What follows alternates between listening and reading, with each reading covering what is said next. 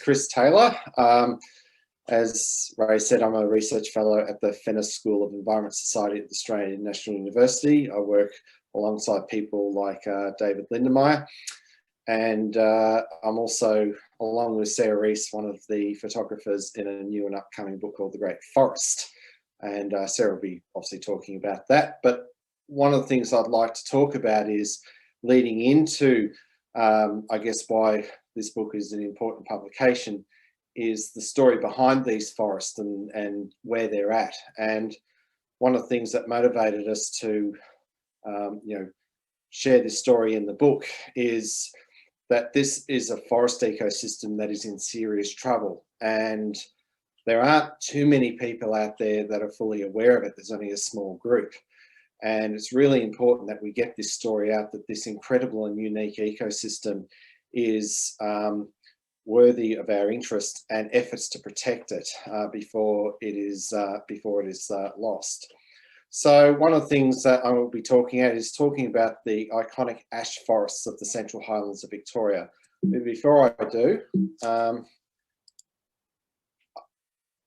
be talking about forests that occur on the lands of the Gunai, Kurnai, Tanarong and Wurundjeri peoples, and a little bit of the Bunurong.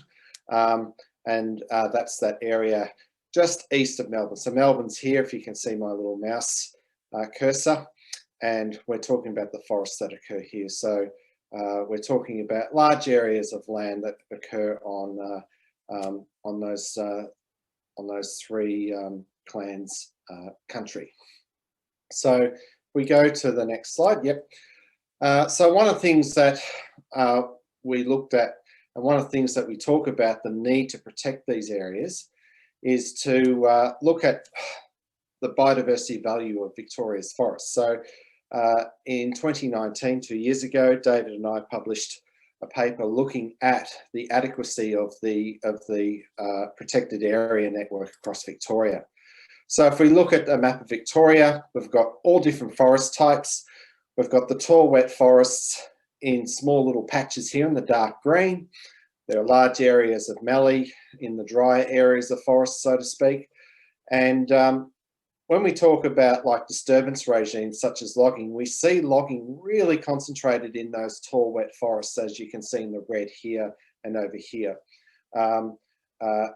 It's probably no surprise that you don't see much logging occurring in mallee or in large areas of mallee. So one of the things that we notice here is that there's quite a large area of mallee that's protected because it's of non-economic value for industrial extraction, but there is a much smaller area of wet forest, let's say, protected. So when we look at the biodiversity overlay for 77 threatened species that were identified by the Victorian Government, the areas in the dark blue indicate the most important areas for those species, and the areas that are in the brown are lesser important. So what we can see here is that these tall forest areas here in eastern Victoria are quite important. They rank, they're up at amongst the top performing areas for providing that ideal habitat for those threatened species. And so these threatened species would include the leadbeater's possum, the greater glider, yellow-bellied glider, powerful owl, sooty owl, etc. And so and these areas in the red here are areas that have been subject to logging. And so again, we're seeing logging occurring in some of the most important areas for those forest-dependent species. So if we look at the different land tenures across the landscape, we can see that in the areas where logging is permitted, that actually ranks some of the highest in terms of valued habitat for those species. Whereas if we look at other land tenure, it's still important, but we don't see it as concentrated around where logging is permitted. So if we look at the different forest types over in this box here on the right, we can see that wet forest ranks pretty high for those forest-dependent species. Compare that to the mallee, which is ranked lower here.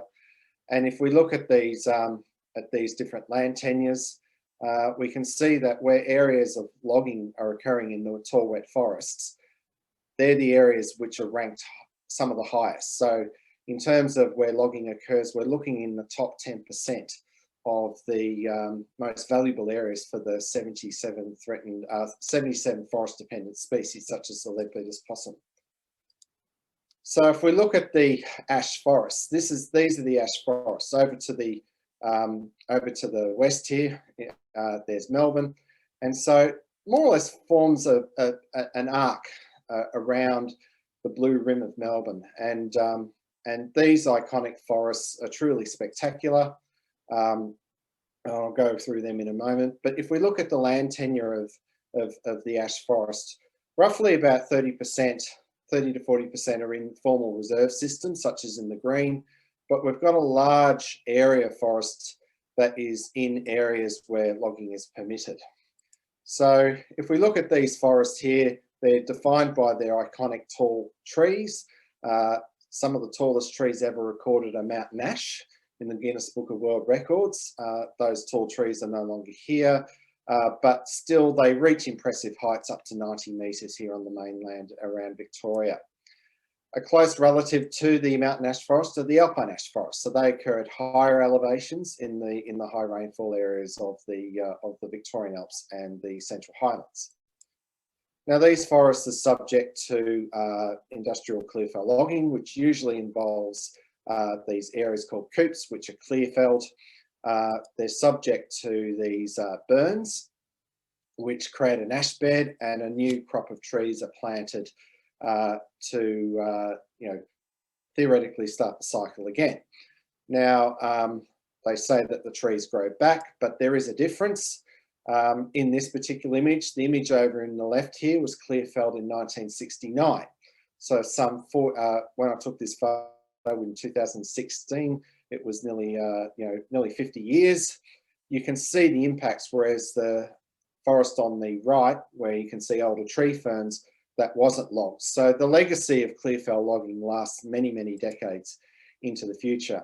And one of the things that we notice that where areas are logged is an increase in fire severity. And several years ago, we published a paper showing this fact in the Central Highlands.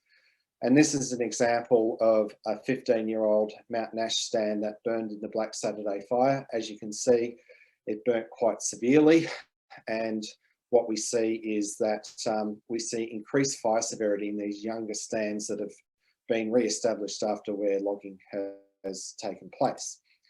So when we look at the amount of disturbance across the landscape, a lot of people are saying, well, there's only a small percentage of logging occurring in the landscape, but it's concentrated with only a few forest types, including the ash forest. So what we did is that we looked at the different we looked at the ash forest across the Central Highlands, and we mapped out its disturbance. So here, for instance, is the disturbance map of what the ash forest looked like in 1999. So the blue areas are areas that are more than 1 kilometre away from a disturbed area, such as a fire or a logged area or a major road. So the red areas are areas that have been severely disturbed. And in this case, it's through clearfell logging. So as we move from 1999 to 2004, you can see more of the red is appearing. And then in 2009, we had the 2009, what they call the Black Saturday fires, and that ended up in a lot of forest being severely disturbed. But then following that, the logging continues. So you see more of this red growing and growing, and you're seeing the blue retracting and retracting. So what we end up at the end of this is that in 1999, we had roughly about a third, or probably under half of the area that was either disturbed or within 200 metres of a disturbed area. Today, we have about 70% of the ash forest ecosystem that is either disturbed or within 200 metres of a disturbed area. And why this is significant is because it's not just the forest that is logged or burnt that's impacted, but there's also an edge effect that can extend several hundred metres into the forest. And this also needs to be taken into account. So we're looking at a very highly disturbed forest ecosystem. And so this is one of the reasons why the mountain ash forest ecosystem is now listed as critically endangered under the International Union for the Conservation of Nature. we're looking at a highly fragmented and disturbed landscape that is being continually disturbed through continued logging. And with the added pressure of fire into the landscape, which I'm going to go through in a moment to finish off my presentation, this sets a worrying precedent. So after the enormous fire event that took place over a year ago in the 2019-2020 fires, we looked at the amount of fire that's occurred in the landscape over the last 25 years. So the area that's black and in hatch, in the large hatch, that's the area that was burnt in the 2019-2020 fires. So that roughly works out to be 1.5 million hectares. In the area where they've got the smaller hatch, there was about 200,000 hectares burnt in that short period of the March fires of 2019. So we're looking at nearly 2 million hectares burnt within a 12-month period in that area alone. Now, when you look at the amount of area that's been burned in the landscape, all the area that is in orange or going into dark red, that's been burnt. And what we're seeing with these red areas, they've been burnt twice in the last 25 years. So what we're seeing is not only more area burning, but we're seeing it burn more frequently. And that is throwing the landscape into a perilous situation where it's starting to struggle to recover, because it's never evolved to have fires returning, let's say, in 6 years' time after the first fire.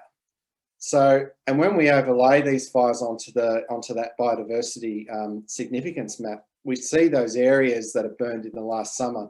We see the fires occurring in some of the most valuable areas. So those areas that are left, that are in the blue, are actually far more important than what they were, let's say, 25 years ago. So if we look at the amount of area burned in the landscape from 1950, we can see that there have been a few major fire events getting up to about 500,000 hectares, then it drops off in the 80s. But then after 2000, we see a significant shift. So we're in an age of mega fires where fires over 1 million hectares are burning, and we're seeing them increase. So this is a very concerning factor that we need to take consideration of. So areas that are unburned are actually areas of most critical importance. And so when we look at areas that have either been logged and burned at once, this is what the result is. You get this landscape which just isn't able to recover, because these, particularly in the ash forest ecosystem, if a fire comes through or disturbance comes through less than every 25 years, it's just simply not going to recover. So of the areas that remain that are unburned, it's ever more important to protect these areas. And this is where I'd like to hand over to Sara to talk about her work in promoting this beautiful landscape. And I'll cease with my bleak sort of introduction to it. So thank you. Over to you, Sara. Thanks very much, Chris. Now you've got to stop sharing your screen. Okay, how do I do that? Go down again onto that same green arrow. Stop share? Yeah, just click it again. Yeah, there we go. Well done. Thank you. You're a high-tech guru now. All right, now it's up to me. Thanks for having me, and I'll just say I'm actually in Cairns looking after my father. I'm on Kukulanji land on an area called Yorkeys Knob, and I must say it's really nice to visit the Daintree because it's an example of people power protecting forests. So let me go into share. Okay, here we are. Is this it? Are we there? Yes. Can you all see that? Yep. Great.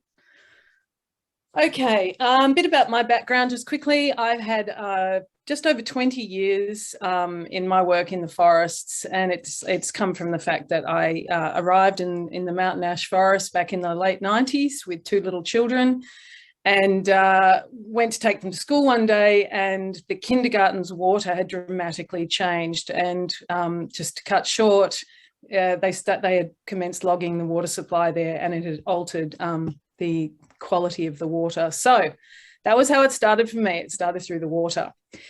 And speaking of water, this is the Upper Corranderk, an area known as the Badger Creek, and this is one of the photos from our book.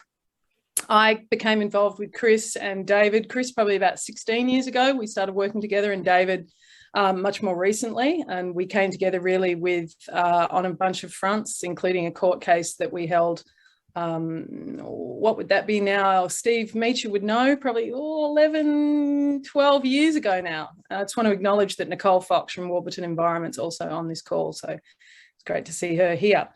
So this is Badger Creek. Many of you will know that country. Now, I've just got to get this frame right because I've got you guys appearing in front. Listen, this is, well, I think this is quite an interesting quote. I mean, this is a coop burn up in Talangi, the backdrop.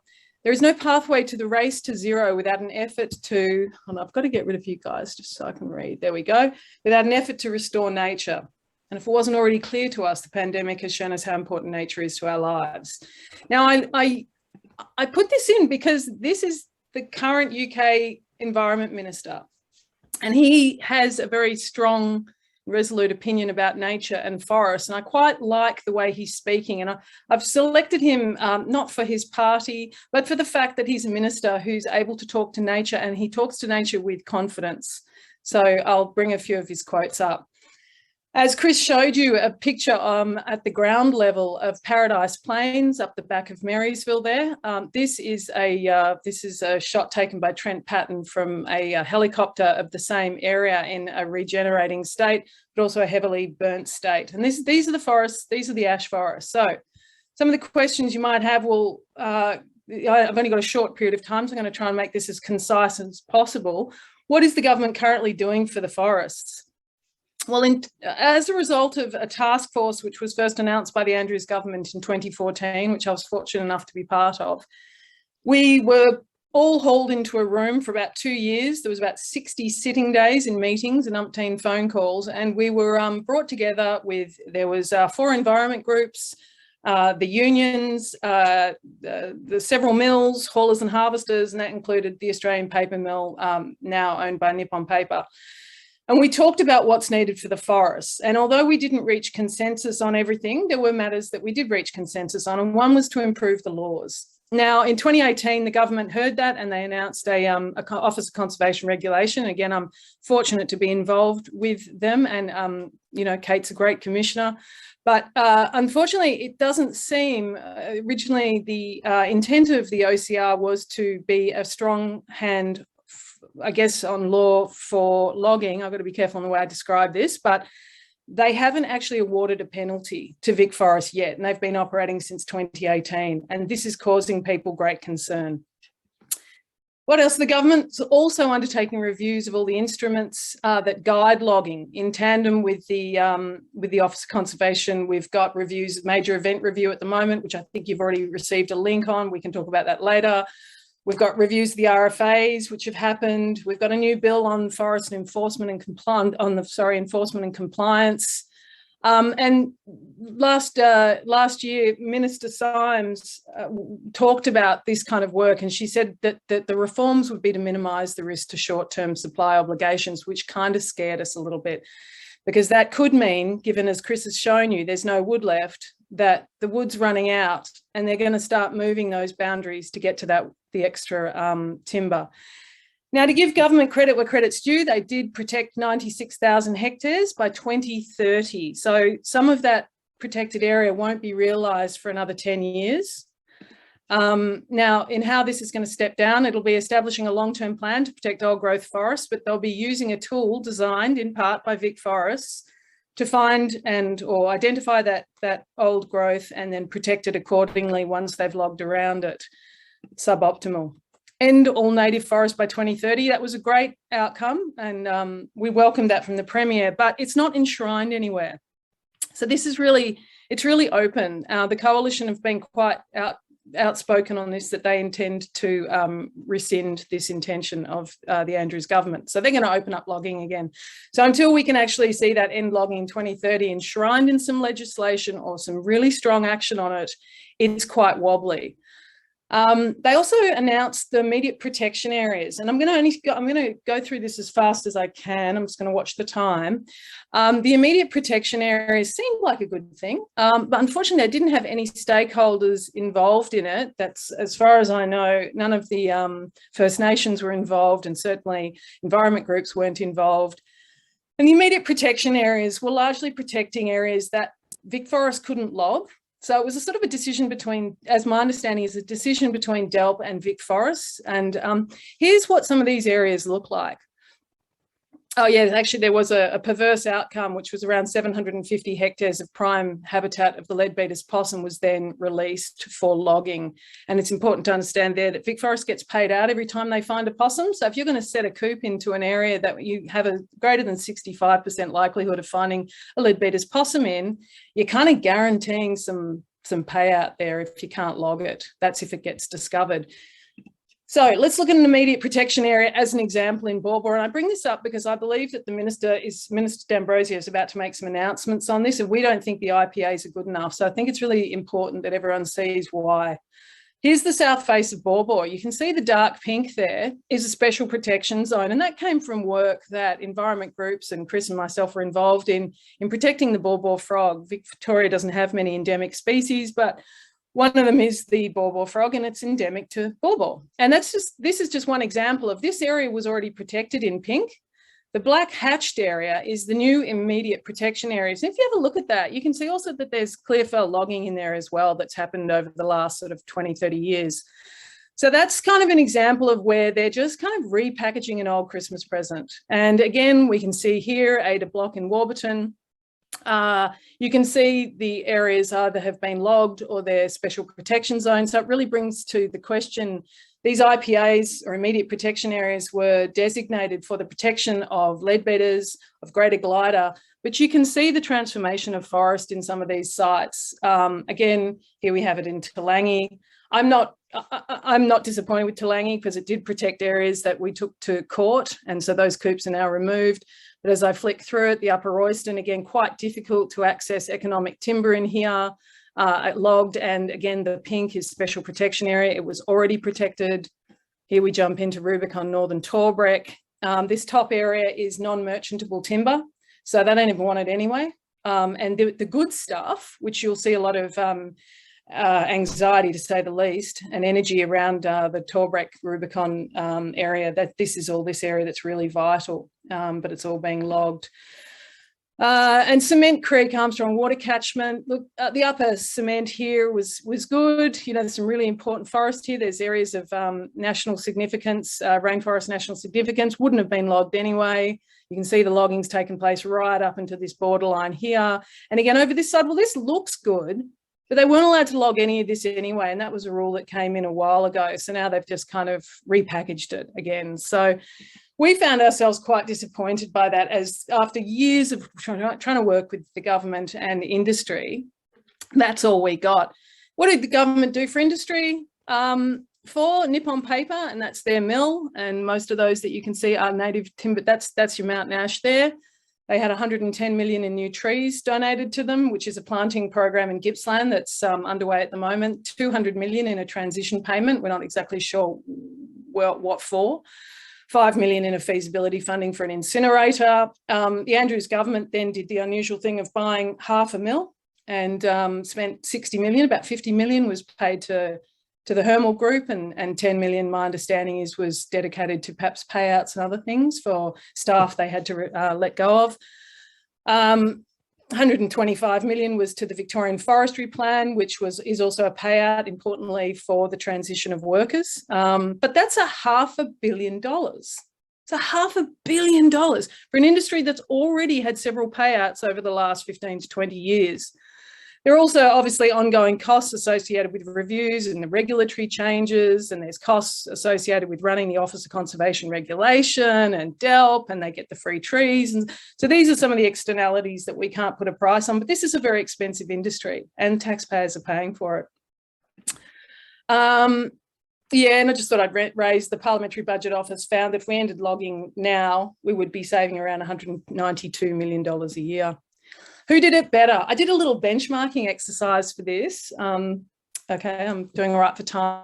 And I looked at Julia Gillard's work around the Tasmania Agreement versus Daniel Andrews' work. And here we have, I mean, you can see it for yourself, 76 million immediately protected, 430,000 hectares of high conservation value forest in Tasmania. Here in Victoria, we dedicated $500 million. We've got 96,000 hectares and it won't be fully protected until 2030. So I know who I think did it better. Now, I bring up the global deal for nature. If some of you, actually, it might be the global deal. Sorry, global deal for nature. It has been calculated that over half the world's total GDP depends on nature, and the annual cost of its destruction will reach $10 trillion. And I refer to Zach Goldsmith. He put this in a presentation just recently. And so the global deal for nature is attempting to address that. And the UK government is actually getting right behind it and driving it. And theme one is particularly relevant to the park, which I'll get to, and I'm trying to whiz through this. But you may have heard 30 by 30 as a term. And what that is conserving about 30% of the Earth's surface, and it includes the ocean and terrestrial landform by 2030. And ideally, it will be it'll be much higher than that. So have a look at that. That's a concept pulled together by a large group of scientists, and it's being adopted. And I should have pressed play. This is video by Watch, and it's just a Leadbeater's possum if people haven't seen it before. It's just so cute, and I think it's really important that we remind ourselves why we're doing this. Okay, so thinking about the 30 by 30, the Great Forest National Park fits nicely into it. Very quickly, for those of you who don't know it, it's roughly the area of the Central Highlands. It's about 600,000 hectares. And we're looking at that light green area, attaching that to the dark green areas, which are the currently protected areas. Now, what would we expect in these areas is multi-use. So we're talking to the shooters, we're talking to the four-wheel drive community, we're talking to all the bush users who are involved.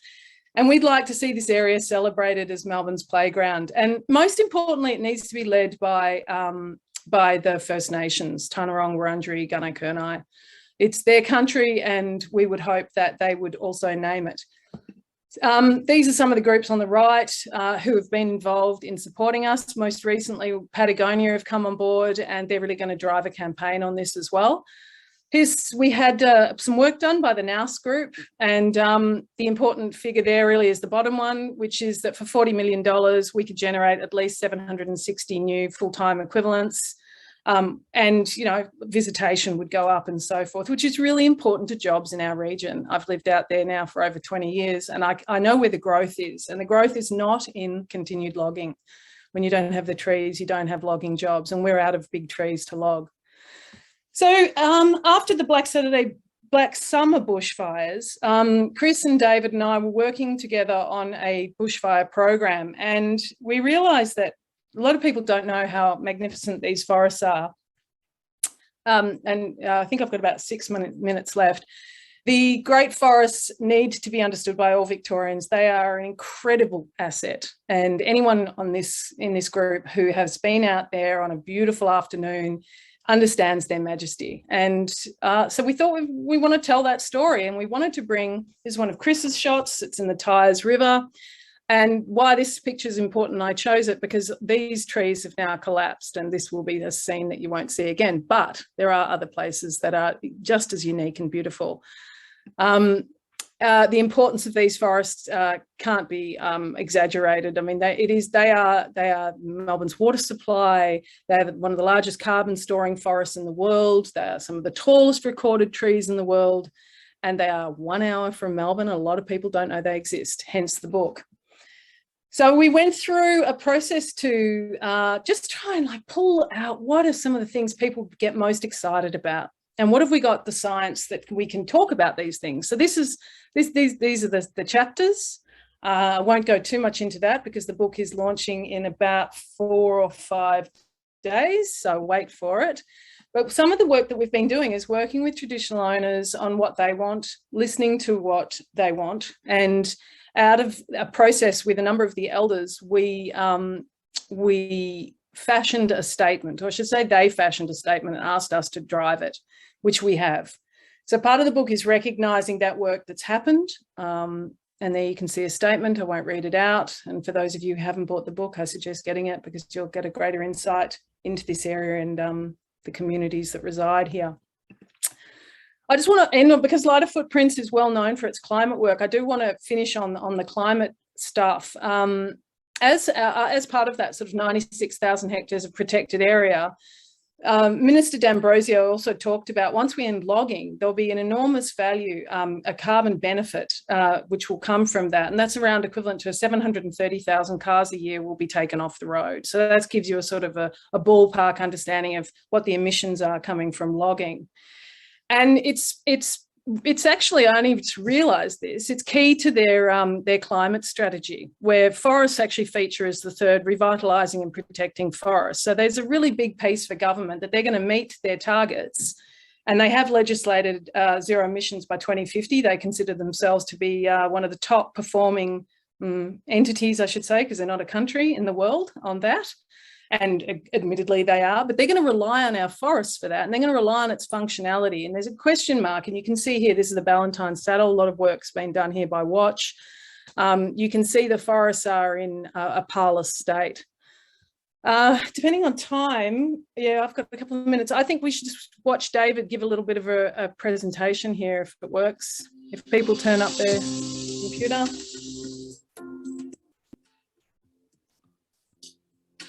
Everyone is concerned about the threats posed by dangerous climate change. And one of the key things we have to do in fighting climate change is to pull carbon dioxide out of the atmosphere and store it long term.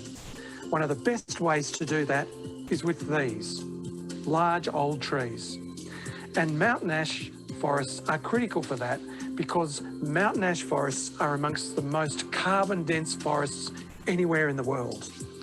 Our research shows that old growth mountain ash forests can store up to 1,800 tonnes of above ground biomass carbon, amongst the highest of anywhere in the world. So if we are serious about tackling dangerous climate change, then we need to conserve not only old growth forests and old growth trees, but we have to grow the regrowth forests through to becoming more and more carbon dense old growth forest. Here is the solution to tackling some of the key issues that are threatening our communities in the years to come. Long-term carbon storage, long-term forest conservation.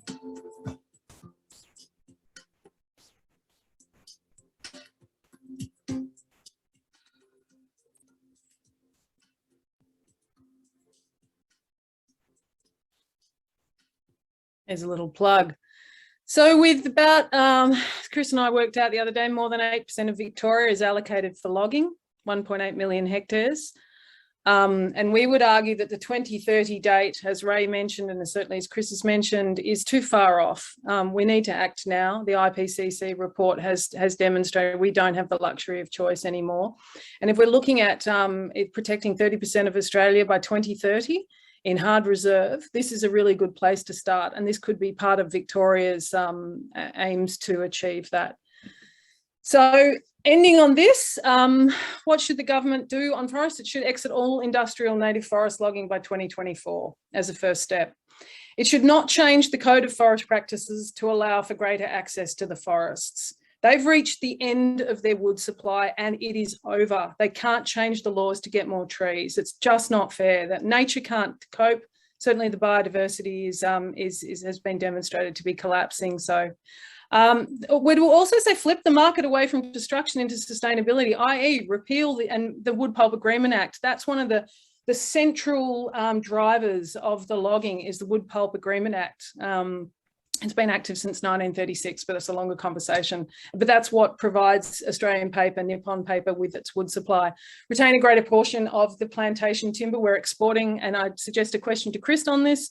We're exporting a vast amount of trees grown here, very cheaply to overseas interests. And what we would say is let's retain those for domestic processing for Australian jobs. What we can do what you can do is sign up to the GFNP newsletter, which you can see on our front page of our website. In the major event review submission, if you feel like it, have a go. I think it's really important that people understand, what the government's intending to do and have their say. Ensure all your paper products and timber products are certified to the FSC at the best. That's the best certification we have in Australia. Support the creation of the GFNP with management by First Nations people. That's really important. And support the global deal for forests of 30% land and ocean protected by 2030 as a minimum. And of course, yes, support the community groups taking action, which are entities like Warburton Environment, Friends of the Leadbeater's Possum, King Lake, Friends of King Lake, Watch. These are groups, Environment, East Gippsland, these are groups who are holding the government to account at the moment. And I would suggest in any way that you can support them, you should. All right. I hope you got all of that. Now I'll stop sharing. Thanks so much, Sarah. That was fantastic. And thanks also to you, Chris. You've given us so much to think about. But before I summarise, I would like to hand over to Carolyn and also Annie, because there's been heaps of questions popping up for you in the chat. So maybe Annie, have you got a question you'd like to ask to either Chris or Sarah? Yeah, of course. So we've got quite a few comments about how distressing it is to see forests being logged. We've got one here from John and Prue, who say they've been taking people four-wheel driving in our beautiful forests and sharing their love of the bush with many families for decades. Yeah. I was wondering if Sarah or Chris, you could speak a little bit to part of the strategy of your plan, which is bringing everybody along to really appreciate the forests and how we do that. That's great. Yeah, I'll have a first crack at it, Chris. It's getting out there. So the book is sort of a tempter. It's really just to illuminate folks about how magnificent this country is. I was on a call today, and fortunately David Pocock was on it, and he's saying he spoke to a lot of footballers about the Great Forest National Park and about that area, and he said, even these guys, they don't even know it was there. And it's almost like, dare I say, it feels sacrilegious, but it's like a little Tarkine next to Melbourne. If you get into some of these gullies, you could be in the Tarkine. So yeah, I guess one of the things to bring everyone along is to initiate them into this landscape, to tempt them with this book if they haven't gone out there. And as Prue, you're talking about Prue, they've been wonderful. A lot of their work has been dedicated to the four-wheel drive awareness and getting those communities on board. And again, we work with all interested groups. Some groups are just oppositional. There's nothing you can do because that's their position. But we've had incredible success and wonderful conversations with groups like the Australian Deer Association and others who really do want to see these areas protected because they enjoy hunting in it, or they enjoy trail biking, or they enjoy walking, or they enjoy bird watching. So a lot of people we speak to have a feeling about this area, and I guess we'd like to see more Melburnians support it and enjoy it, most importantly. Chris, would you add to that? Yeah, look, I think you've covered most of it, Sarah.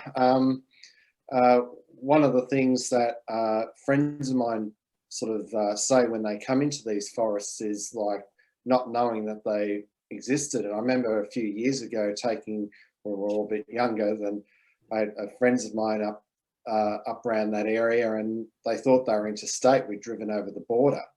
I said, no, this is Victoria, and they couldn't believe it. So the lack of awareness of those areas is like, it works to the government's intent to more or less treat the landscape as an industrial fibre farm, when in fact, I quote the good work of Jeff Moseley and Jamie Kirkpatrick, this is a landscape that is actually worthy of World Heritage recognition.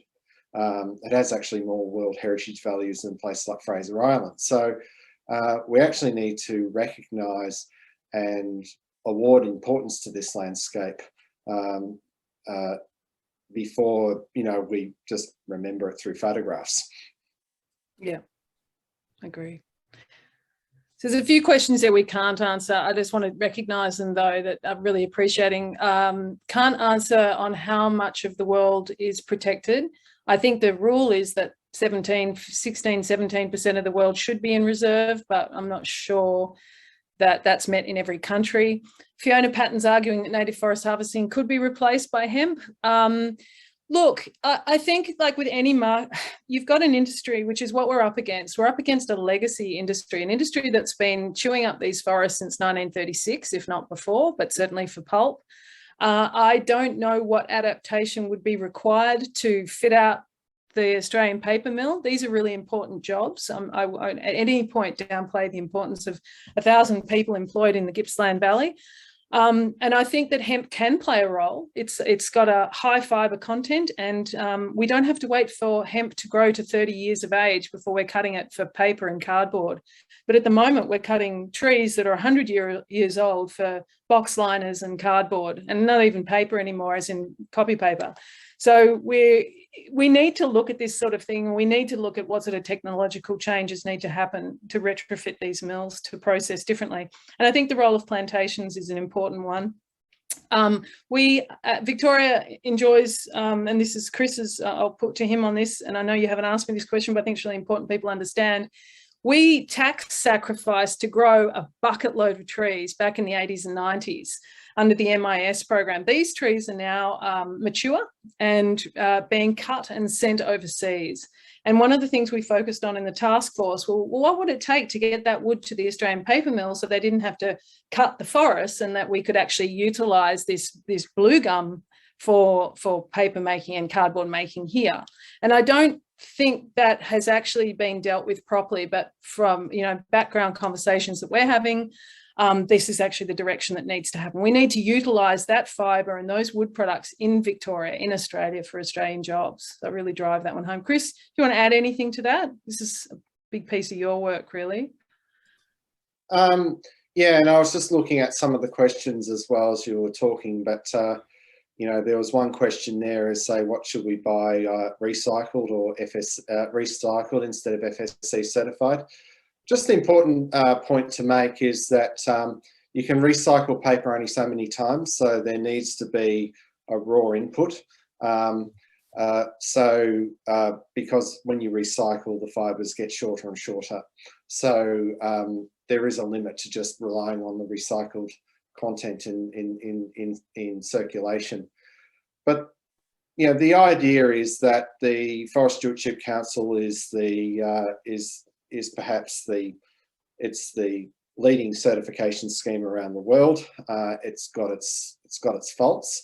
It doesn't get off without criticism, but at the moment it is the best mechanism of identifying raw input or raw fibre input into the market.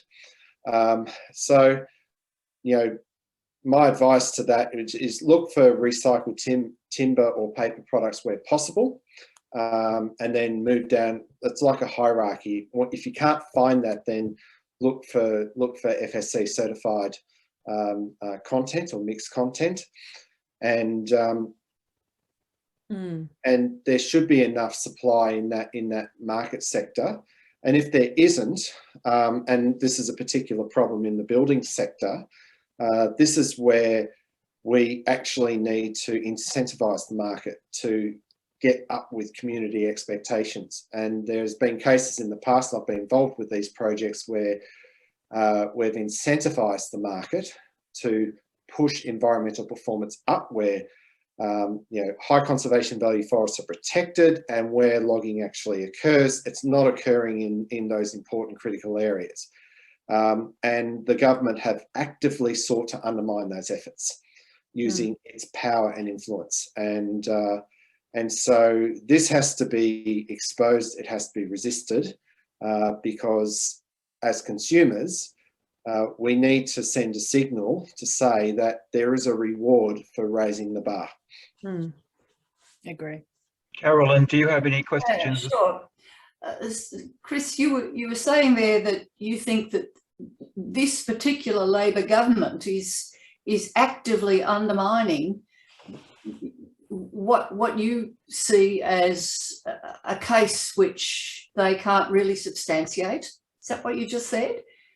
Well, it happened 10 years ago under the previous Labor government, where I had worked in with a group of farm forestry initiatives in the Hunter Valley region of New South Wales.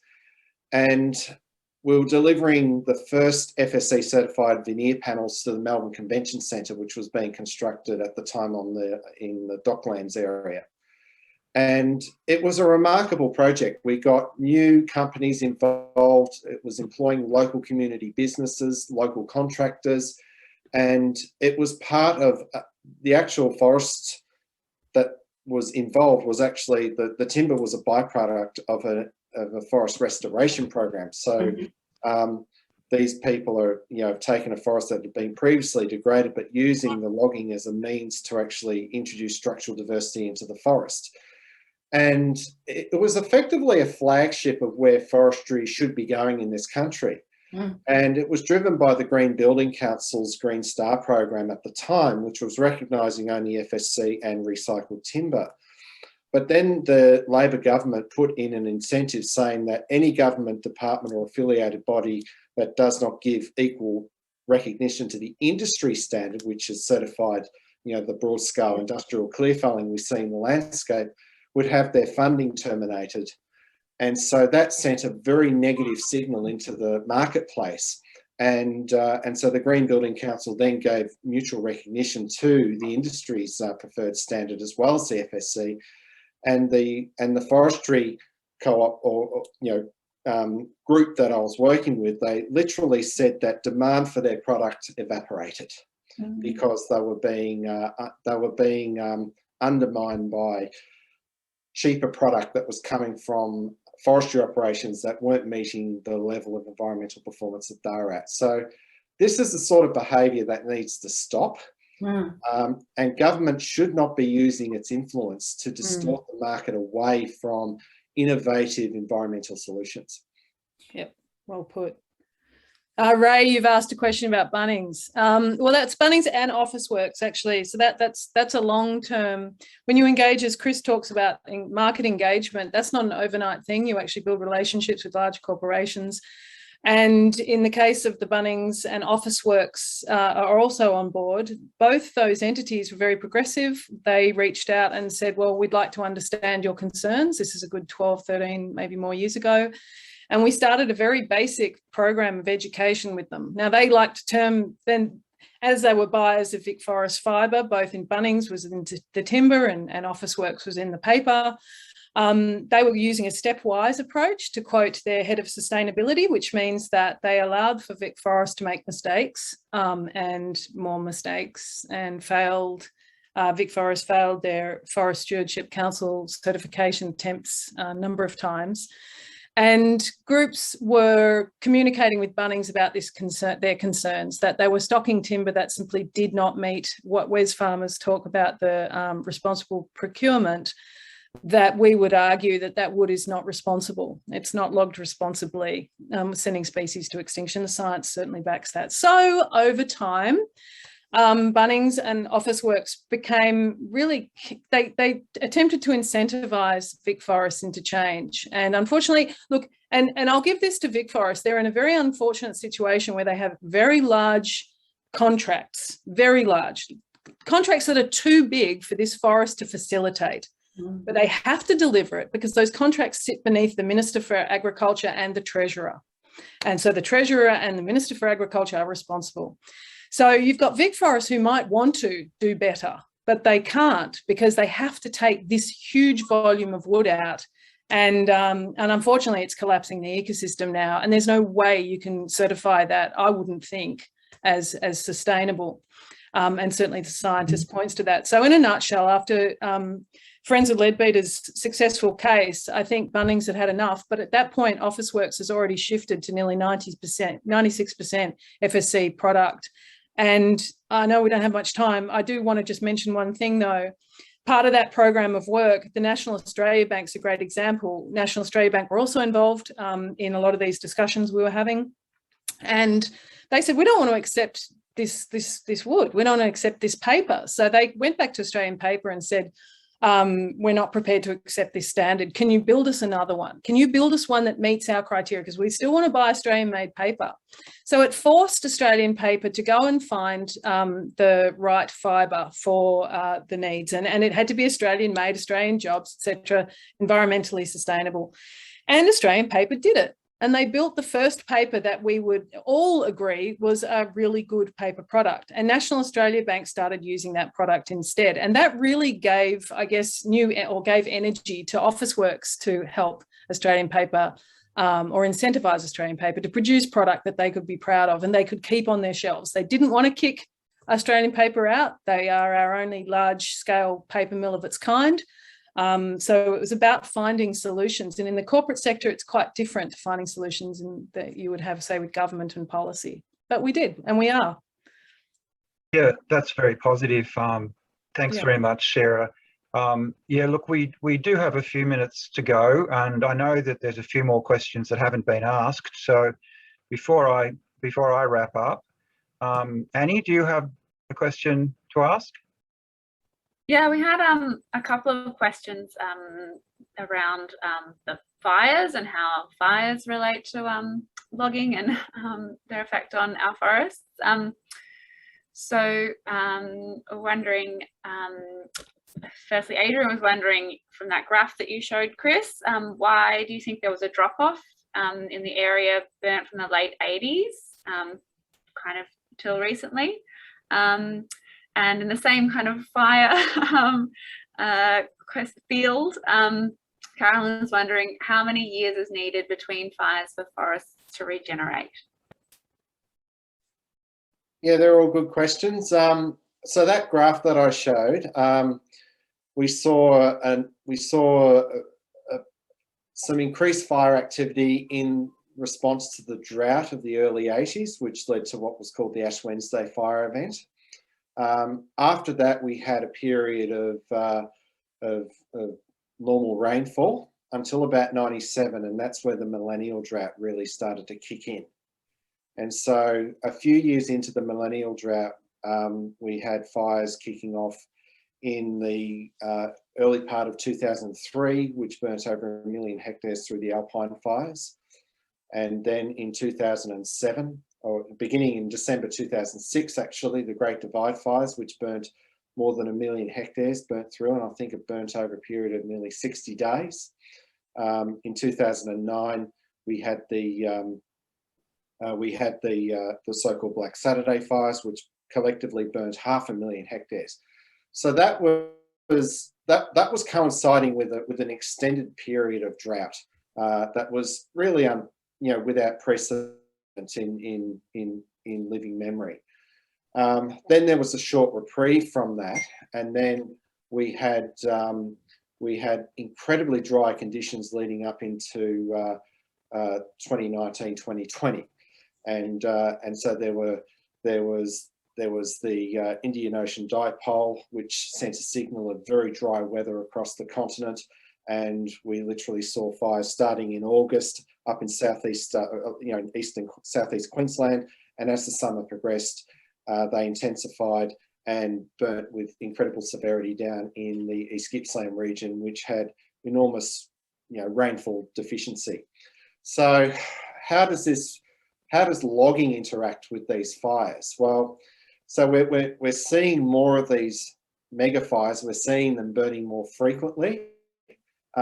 When you throw logging into the mix, you're already throwing in another disturbance regime into a changing regime of increased disturbance anyway, that being increased fire extent and frequency.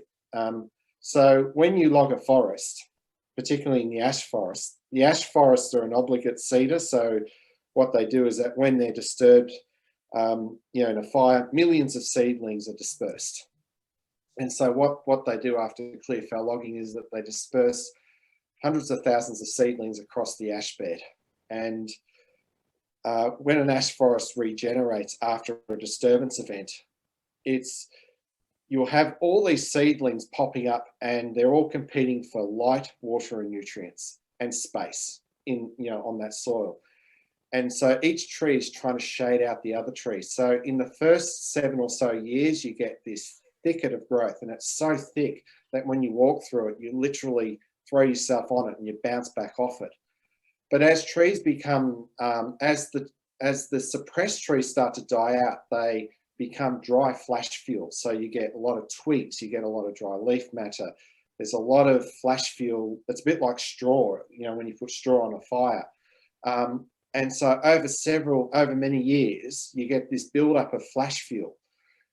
And that's one of the reasons why we think that we see increased fire severity occurring in these younger forests. So what we found in our study is that really young forests up to 7 years of age didn't burn necessarily, but once you get over 8 years, we saw this peak and we saw crown fires burn. The other thing too that's important is that in younger forests, the crown of the trees is much lower to the ground. So a fire burning on the ground can jump up into the crown much more easily. And with all that dead flash fuel from the suppressed trees dying, you know, the leaf material, the twigs, the branches are all are drying out. They're not like live biomass. It primes the forest to carry these high severity fires. So what we're doing is that we're putting more of these younger forest these younger forest age classes into the landscape, into what is now becoming an increasingly disturbed landscape. And so this is where we actually got to like put the brakes on, reassess and say, well, we shouldn't be doing this. This is actually the complete opposite to what we should be doing in this you know, enormous threat that is facing the forest at the moment. Thanks very much, Chris. That's a very comprehensive answer. And we have time for one more question. I'll hand over to you, Carolyn. I want to ask, how important is toilet paper in these times of COVID as a choice for people to make? Can you give us some advice on the best toilet papers to be choosing and why? I reckon Chris and I are going to say we're out of our depth on the answering this one. Because, you know, it's really important people understand we are not wiping our bum on native forests. We're actually using plantation largely and recycled. So I think if you were looking at a kind of a quick ethics test or something, or a quick test, you might say Australian made, ideally, FSC certified.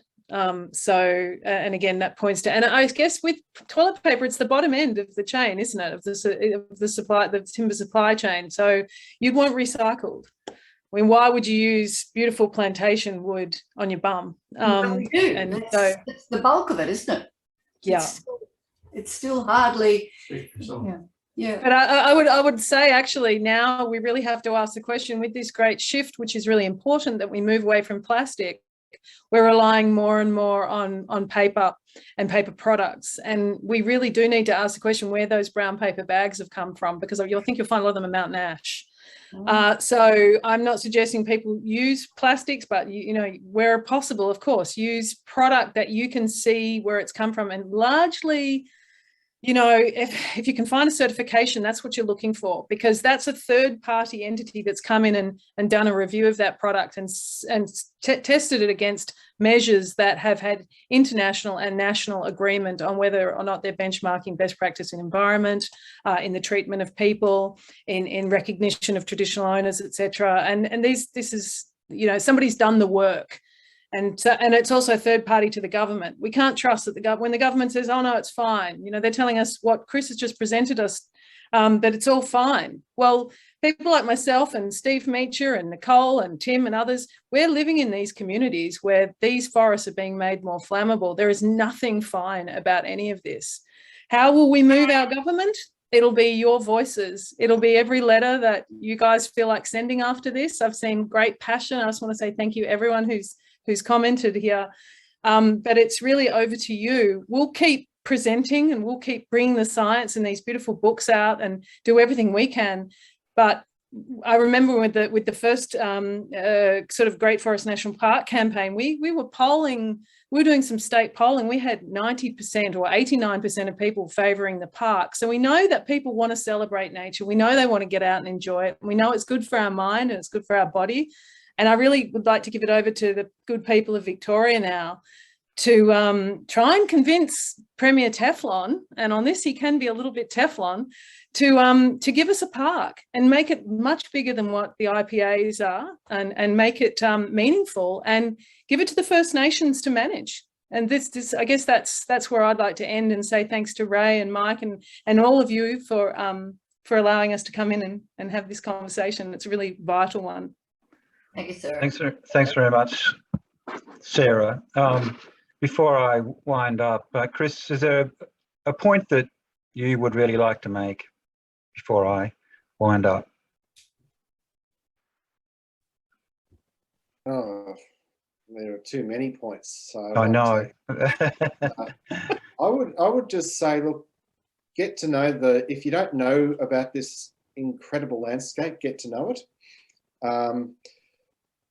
It will blow your mind. It blew my mind when I was a teenager, and I've been fascinated with it ever since. So yeah, just even if it's a drive up to Marysville, or if you want to get in, put your hiking boots on and walk the trails, or get in a four-wheel drive and drive up some of the rocky ridge lines out in the more remote eastern areas.